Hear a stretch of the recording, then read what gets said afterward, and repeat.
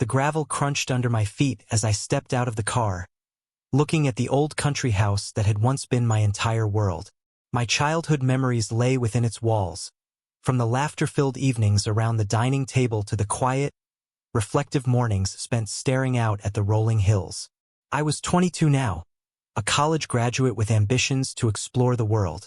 But something about coming back here, especially to visit my mom, always felt like returning to a part of myself I hadn't fully outgrown. Mom was waiting at the door, her figure framed by the soft glow of the late afternoon sun. She looked smaller than I remembered, though I wasn't sure if it was time or the grief of the past few years that had reshaped her. My dad's death 3 years ago had hit her hard. Both of us, really, but she had carried the loss with a quiet strength. "There you are," she said with a smile that didn't quite reach her eyes. "Come in, Lucas. It's been too long." I hugged her, inhaling the familiar scent of lavender and something faintly sweet, honey, maybe. She held me a little longer than usual, as if she needed reassurance that I was really here. I didn't mind. The house smelled the same, wood polish and the faint remnants of baked bread.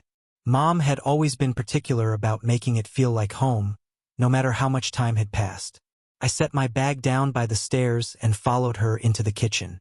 "Coffee?" she asked, already reaching for the pot. "Sure," I replied, leaning against the counter. "Have you been, Mom?" She gave a small shrug, her back to me as she poured. "Oh, keeping busy. The garden's a mess after last week's storm. But it's nothing I can't handle." Her voice was steady, but there was a weariness to it. I hated seeing her like this, so used to carrying everything on her own. We sat at the kitchen table, mugs in hand, the silence between us both comforting and heavy. I wanted to ask her if she was okay, really okay, but the words wouldn't come. It had always been easier for us to communicate through actions rather than words. "I've missed this place," I said instead, glancing out the window at the overgrown backyard. "It feels quieter now." She nodded, her eyes following mine. "It is.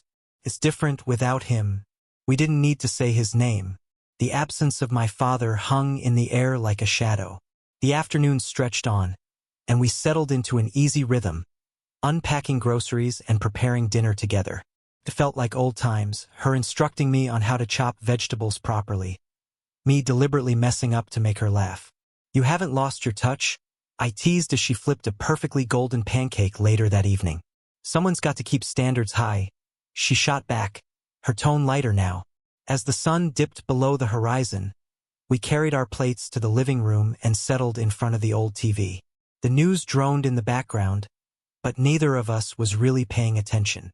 I couldn't help but notice how the light caught in her hair, streaks of silver reflecting the glow from the screen.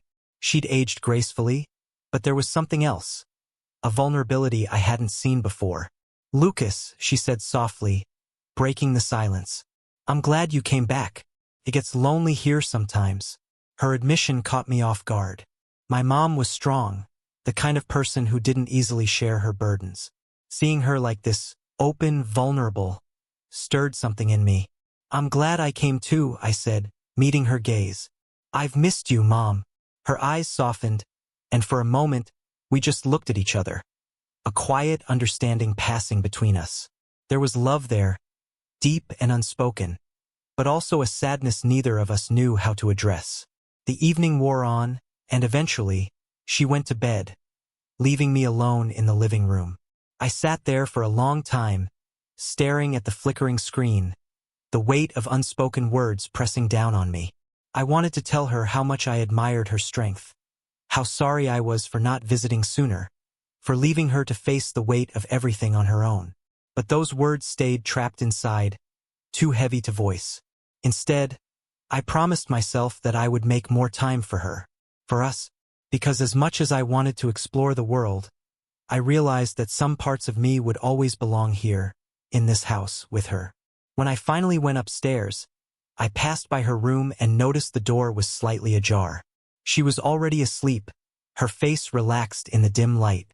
For the first time in a long while, she looked peaceful. I lingered for a moment before continuing to my room, my heart heavy but full. This house, this woman, it was home no matter how far I roamed. and I would carry that with me always.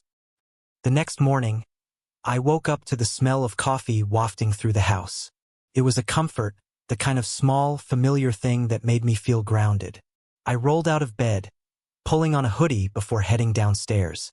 The kitchen was bathed in the soft, golden glow of sunlight streaming through the windows, and there she was, my mom, humming softly as she stood by the stove.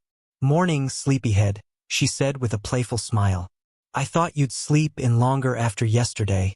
"Guess I'm still on college time," I said, yawning as I poured myself a cup of coffee. "You're up early." "Old habits," she replied. "Can't waste the daylight."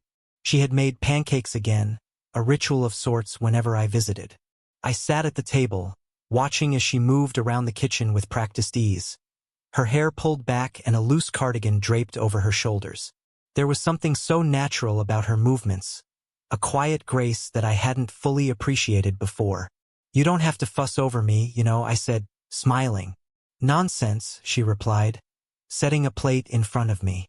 "You're my guest, and besides, I like taking care of you." Her words lingered with me.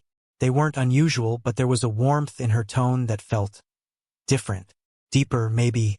I found myself watching her more closely as she sat across from me, sipping her coffee and asking about my plans for the future. We talked for hours, the conversation flowing effortlessly. She wanted to know everything, about my classes, my friends, my dreams. I was surprised by how much I wanted to share with her, how easy it was to let my guard down in her presence. Later, we spent the afternoon in the garden, working side by side to clean up the mess the storm had left behind. She wore an old sun hat, the brim casting shadows over her face as she knelt to pull weeds. I couldn't help but notice how beautiful she looked, even with dirt smudged on her cheek and strands of hair escaping from under the hat. "You're staring," she teased, glancing up at me. "Just impressed," I said, grinning. "You make this look easy." She laughed, the sound light and musical, and it hit me how rare it was to hear her laugh like that these days. It made me want to keep her laughing, to keep that sadness I'd seen in her eyes at bay. As the sun dipped lower in the sky, we sat together on the porch, sipping lemonade and admiring our work. The garden looked renewed, vibrant even, and I felt a quiet pride in having helped. "You've grown into such a good man, Lucas," she said, her voice soft. "Your dad would be so proud." Her words caught me off guard, and I felt a lump form in my throat. "Thanks, Mom. That means a lot." She reached over and placed her hand on mine, her touch warm and steady. "You've always been my rock, even when I felt like I couldn't keep going after your dad. You gave me a reason to." Her honesty floored me, and for a moment, I couldn't speak. I just nodded, covering her hand with mine and giving it a gentle squeeze. That night, we sat on the couch again, watching an old movie we both loved. She leaned against me, her head resting on my shoulder, and I felt a strange, bittersweet contentment. It was such a simple thing, but it felt intimate in a way I couldn't quite explain. "You're too skinny," she murmured at one point, poking my ribs lightly. I chuckled. "College diet. You know how it is." "Well, you're home now," she said, looking up at me. "I'll fatten you up in no time." There was a tenderness in her gaze that made my heart ache in the best way. I reached up and brushed a stray hair from her face, an instinctive gesture that felt oddly significant. She didn't pull away, just smiled softly before turning her attention back to the screen. The days passed in a blur of quiet routines and shared moments. We cooked together, worked on little projects around the house, and went for walks in the evenings. Each interaction felt like a thread, weaving us closer together. One evening, as we stood in the kitchen cleaning up after dinner, I caught her looking at me, her expression unreadable. "What?" I asked, laughing nervously. She shook her head, a faint smile tugging at her lips. "You remind me so much of him sometimes. Your dad." I didn't know what to say, so I just nodded, unsure of how to fill the silence that followed. She stepped closer, her eyes searching mine, and for a moment, it felt like the world had narrowed to just the two of us. "You've always had his kindness," she said softly, reaching up to touch my cheek. Her touch lingered, and I felt my pulse quicken. The air between us seemed to shift, charged with something I couldn't name. I wanted to say something, anything, but the words stuck in my throat. "Mom," I started, but she pulled her hand away, stepping back as if suddenly realizing how close we were. "I'm sorry," she said quickly, turning away. "I didn't mean to." "It's okay," I interrupted, my voice steadier than I felt. "Really?" She nodded, her back still to me as she busied herself with drying a plate. I wanted to reassure her, to tell her that whatever had just passed between us wasn't something she needed to apologize for. But I wasn't sure how to put it into words. The rest of the evening passed quietly, the unspoken tension between us settling into the corners of the house. But as I lay in bed that night, staring at the ceiling, I couldn't shake the feeling that something between us had shifted again. Something neither of us fully understood but couldn't ignore.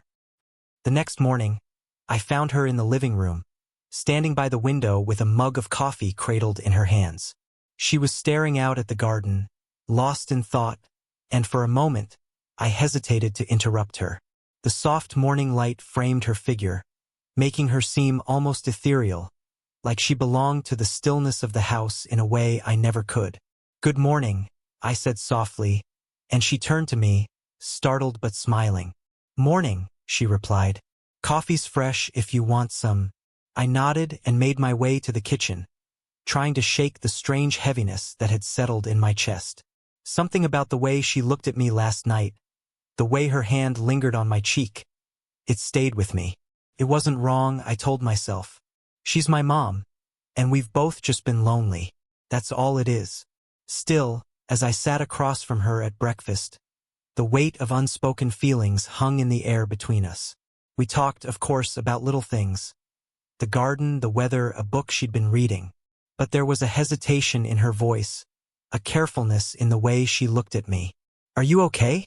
I asked finally, setting my fork down. She blinked, as if I'd caught her off guard. "Me? Of course. Why wouldn't I be? You've just seemed, I don't know, distant." I paused, unsure if I should continue. "If there's something on your mind, you can talk to me, you know." She smiled, but it was faint, not reaching her eyes. "You're sweet, Lucas. But I'm fine, really." Her reassurance didn't convince me, but I decided not to press further. If there was something bothering her, I'd wait for her to share it on her own terms. We spent the afternoon together, cleaning out the attic, a task we'd been putting off for years. It was full of old furniture, forgotten knickknacks, and dusty photo albums. We found one of me as a toddler, perched on Dad's shoulders, both of us grinning like fools. "I remember that day," she said softly, running her fingers over the edge of the photo. "He took you to the park, and you came back covered in mud." I was furious, but he just laughed and said you'd had the best day ever. I laughed, the memory coming back in pieces. "I think I got a week's worth of baths after that." She chuckled, but her laughter soon faded, replaced by a wistful expression. "You were his whole world, Lucas. I hope you know that." "And you were his," I said without hesitation. She looked at me then, her eyes glassy, and for a moment, I thought she might cry.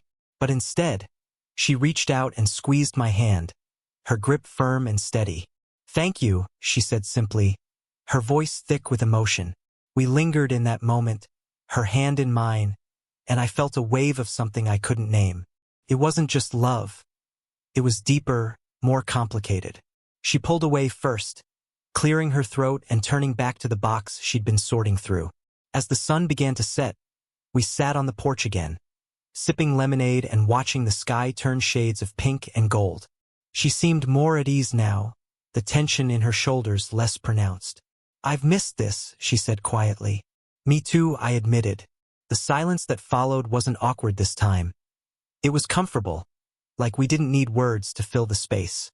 Later that evening, we watched another movie, her head resting on my shoulder like before. But this time, I didn't feel the same contentment. I was too aware of her closeness, the way her breathing slowed as she relaxed against me. My arm, draped casually over the back of the couch, felt heavy, like it didn't belong there. When the credits rolled, she didn't move right away. Instead, she turned her head slightly, her cheek brushing against my shoulder. "Lucas," she said softly, her voice barely above a whisper. "Yeah." She hesitated, her hand resting lightly on my arm. "I'm really glad you're here." I smiled, though my heart was racing. "Me too." She shifted then, pulling back enough to look up at me, and for the first time, I realized just how close we were. Her eyes searched mine, and I saw something there I didn't expect, something that mirrored the confusion I'd been feeling. "Mom," I started, unsure of what I wanted to say, but before I could finish, she leaned in and kissed my cheek, her lips warm and soft against my skin. It was a simple gesture, one we'd shared countless times before, but this time, it felt different. She lingered for just a moment too long, her breath warm against my cheek, and I felt my pulse quicken. When she pulled back, her eyes were wide, her expression a mix of surprise and something else I couldn't name. I should go to bed," she said quickly, standing and smoothing her hands over her shirt. I nodded, unable to find my voice, and watched as she disappeared up the stairs. That night, I lay awake for hours, staring at the ceiling and replaying the moment over and over in my mind. Something had shifted between us, something we couldn't ignore. But whether it was something to embrace or something to fear, I wasn't sure. All I knew was that everything had changed, and there was no going back.